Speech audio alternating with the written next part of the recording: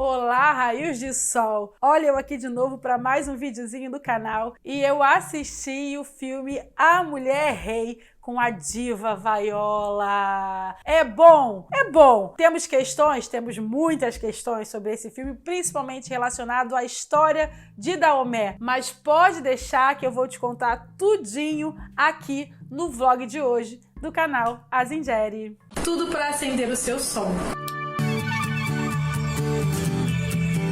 Galera, assisti A Mulher Rei com a Viola Davis, realmente... É Viola Davis, não é? Porque eu pensei Angela Davis, Viola Davis, tô falando o nome da mulher errada. Galera, assisti A Mulher Rei com a Viola Davis. É um filme muito interessante, é um filme maneiro mesmo, um filme de luta, de empoderamento feminino. É um filme digno de Oscar, inclusive. Entretanto, tem algumas questõezinhas que a gente precisa trazer aqui pro canal, principalmente em termos de conteúdo. É uma obra com alguns escorregões ali de conteúdo e filosóficos que a gente vai querer discutir aqui com vocês. Mas antes, como sempre, vocês sabem, né? Ativa o sininho, deixa o seu like, venha pro Seja Membros e me ajude a furar bolhas. Minha filha, vamos querer sair daí? Olha, esse vídeo tem muito spoiler, mas não tem como a gente fazer uma análise mais aprofundada sem contar alguns detalhes da obra para vocês. Então, se você ainda não assistiu esse filme, você para aqui, vai assistir o filme e depois volta para receber as minhas impressões.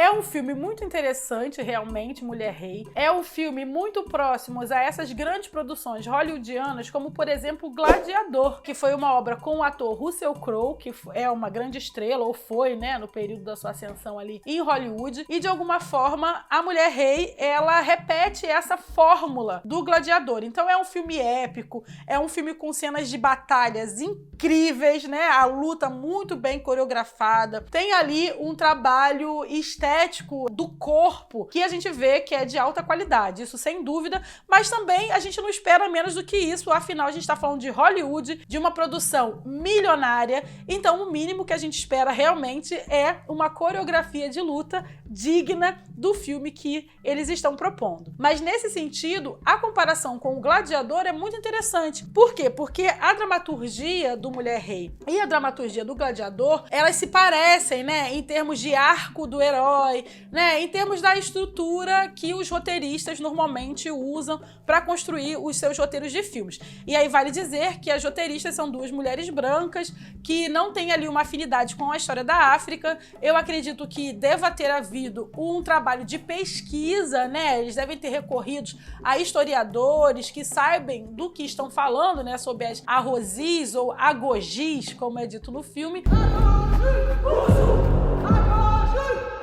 Mas existem algumas falhas históricas que, para mim, são um pouco imperdoáveis. Mas calma aí que eu já vou te contar. Para terminar a questão do Gladiador, o que me chama a atenção é: será que Mulher Rei vai ter a mesma projeção que o filme do Gladiador? Porque em termos de arcos épicos, ambos estão no mesmo nível, na mesma faixa. Mas será então, portanto, que um filme protagonizado por uma mulher negra, um filme épico, hollywoodiano, vai ter a projeção e a visibilidade ao ponto de ganhar as mesmas premiações que o filme protagonizado por um homem branco? Será que A Mulher Rei vai passar 6 vezes por ano no canal TNT, igual acontece com o filme Gladiador? É algo também a se perguntar, né, não? Para além da comparação com essa obra hollywoodiana, vale a gente olhar para a estrutura narrativa do Mulher Rei, para a estrutura histórica do Mulher Rei, também para o seu conteúdo estético. Esteticamente, é uma obra bastante primorosa. Ela usa filtros vermelhos, né, que tá já dentro desse imaginário de África, de savana, de lugar assim com muito sol. Então, o filme ele não rompe muito com esse lugar comum de uma África avermelhada. Pelo contrário, ele reforça essa África avermelhada com o filtro escolhido para o filme. Também é importante dizer que o Daomé, que hoje é o atual Benin, ele foi uma região com bastante projeção na escravidão. No filme acontece uma incoerência histórica. Ali na narrativa, os daomeanos eles estão um pouco irritados e entram em guerra com o reino de Oió, que é um reino iorubá. Some things are worth fighting for. Galera do candomblé sabe que Oió é reino de Xangô, né não? Seu rei chegou, sim, Alafim, vim de Oió, Xangô. Então, na narrativa do filme, os daomeanos estão ali em guerra, travando uma guerra contra o Obá de Oió, o rei de Oió, guerreiro de Oió, como se o povo de Oió, que faz parte da Yorubalândia, já é ali Nigéria, né? Como se eles fossem agentes da escravidão. E isso é uma incoerência histórica. A gente sabe que quem agiu escravizando foi justamente os daomeanos. Então a narrativa troca os papéis, coloca os Oiós, né, o povo de Oió, como agente da escravidão e o povo do Benin como aqueles que vão, num ímpeto de justiça, lutar contra a escravidão. E a realidade não é essa. A realidade é que o Daomé invadiu o reino de Oió para escravizar o povo de Oió. A gente sabe que o rei Guezo, que no filme ele é mostrado como um rei muito fraco, como um rei sem poder, e isso também não é verdade. O rei Guezo, ele foi um rei muito perigoso. Inclusive, se vocês deixarem muitos comentários no canal, eu faço um vídeo específico sobre o rei Guezo, porque a mãe do Guezo veio como escrava para o Brasil, vocês sabiam? Essa é uma história muito interessante também de ser contada aqui no canal, mas tem que deixar nos comentários para eu poder contar. E aí, outro ponto interessante nessa relação rei-Guezo fraco, as guerreiras Aozi, ou Agoji, como é falado no filme, e o outro grupo que são os guerreiros de Oió. Nessa triangulagem há justamente um erro histórico, né? Porque justamente, como eu falei, as Agozis, elas eram guerreiras do rei Guezo. E elas faziam aquilo que o Guezo mandava. Inclusive, quando Guezo subiu ao poder, o exército das guerreiras do Daomé, ele chegou a ter 8.000 mulheres. E justamente o nome do filme, A Mulher Rei, né, que vai ser ali dado à protagonista da obra, é justamente um título de realeza que vem ali num eco histórico das rainhas Candaces. Tem um vídeo aqui no canal sobre as rainhas Candaces. Então, havia ali no Daomé a escolha de uma mulher que ela tinha o mesmo nível do rei. Então, ela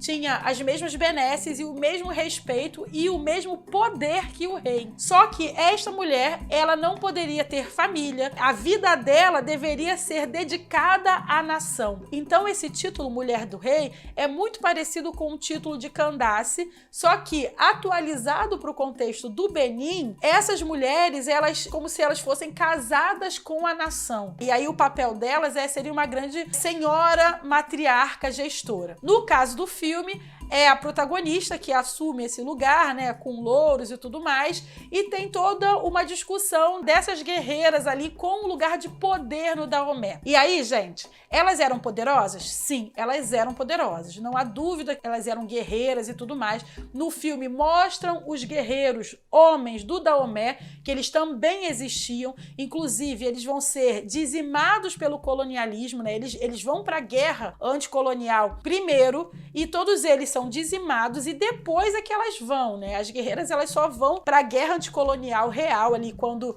a escravidão já não faz mais diferença e a Europa tá levando todo mundo, pessoas aliadas e pessoas não aliadas, para o tráfico negreiro. Aí o reino do Daomé vai fazer uma ofensiva e essas mulheres, elas também entram aí. Só que no filme isso não é bem dito. Pelo contrário, eu acho que acontece algo que me incomoda muito nessa obra, que é, de alguma forma, coloca-se a culpa da escravidão, da invasão ao continente africano, no reino de Oió. Só que a gente sabe que quem vai trazer desestabilização e escravizar todo mundo são os europeus. O filme dá uma passada de pano legal no personagem português. Isso me incomoda muito e coloca o vilão da obra narrativa, ao invés de ser o colonizador, passa a ser o reino de Oió. E me parece que isso tem um viés bastante ocidental colonialista, que coloca homens negros como os vilões dos filmes, como os antagonistas do filme. Isso também tem sido uma característica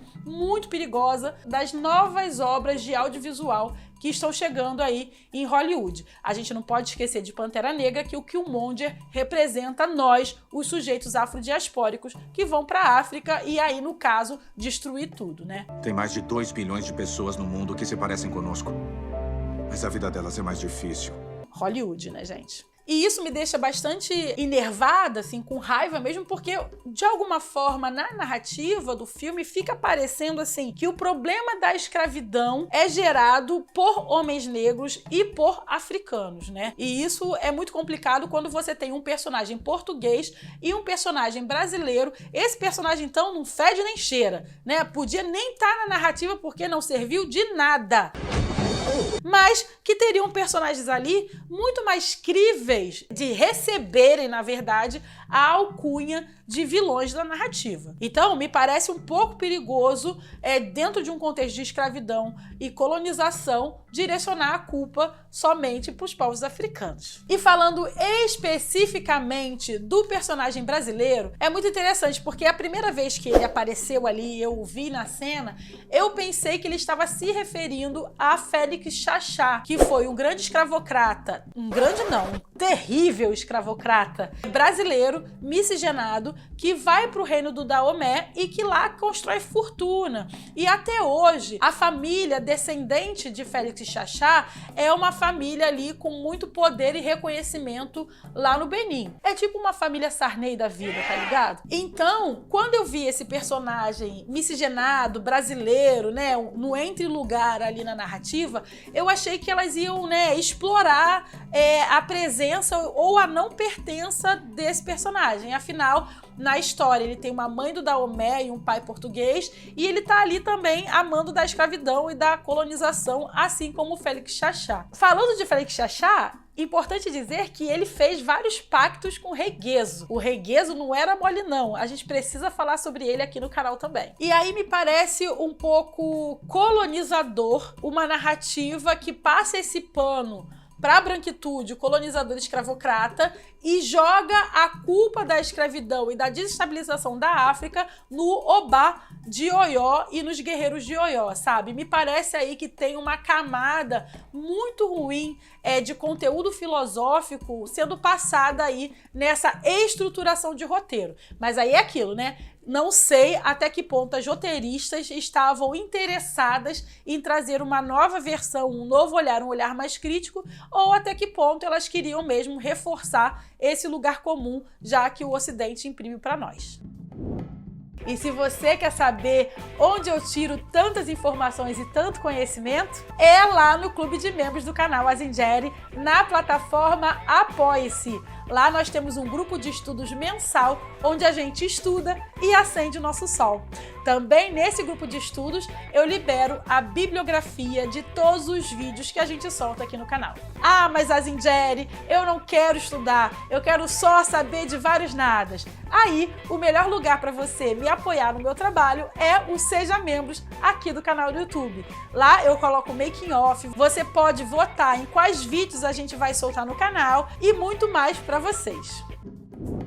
E aí a gente não pode deixar de falar da diva mor Viola Davis, um ícone, né, artista, merece todos os prêmios. A gente tem que ficar de olho nisso, porque tem um racismo estrutural que impede essas pessoas de terem o reconhecimento que elas merecem. A Mulher Rei é um filme, como eu falei, no mesmo nível que o Gladiador. Então a gente espera que esse filme ganhe os mesmos tipos de prêmios, ou até mais que o Gladiador, não é mesmo? Só que a gente sabe que isso não deve acontecer, né? Provavelmente vai ganhar um prêmio de maquiagem, um prêmio de fotografia, até um prêmio de roteiro, mas dificilmente um prêmio de atriz, um prêmio de direção ou um prêmio de melhor filme. Esse a gente ainda tá longe de conseguir por causa do racismo estrutural. E aí, falando em racismo estrutural, eu também quero deixar expressa aqui uma pequena crítica à presença da Viola e aos seus discursos aqui no Brasil. Sem deixar de lado que ela é maravilhosa, porque ela realmente é, a gente precisa perceber o discurso que ela trouxe ao fazer a divulgação do filme aqui. Primeiro, precisamos considerar que o Brasil é a maior diáspora africana do mundo,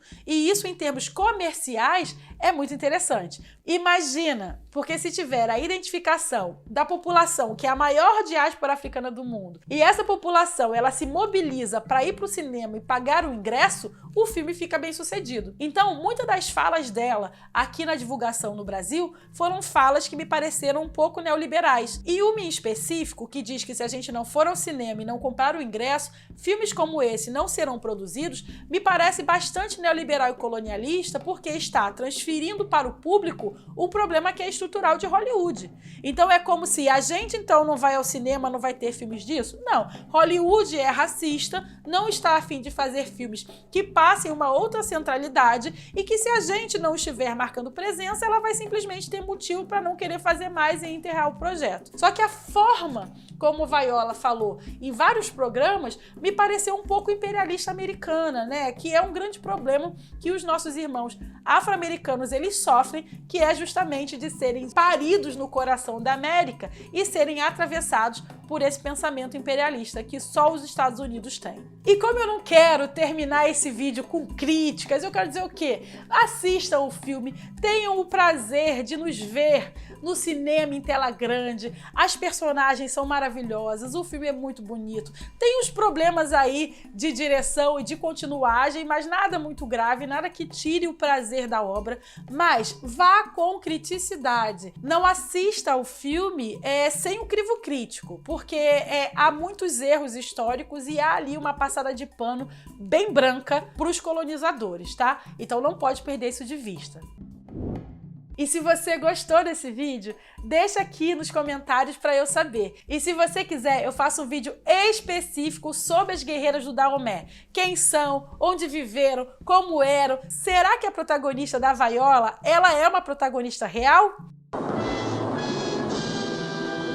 Então, deixa que eu conto tudo isso num próximo vídeo. Então deixa aqui no canal, porque se vocês pedirem, eu faço. Lembrando sempre que a nossa humanidade é inegociável e que Oiá te ona. Tchau!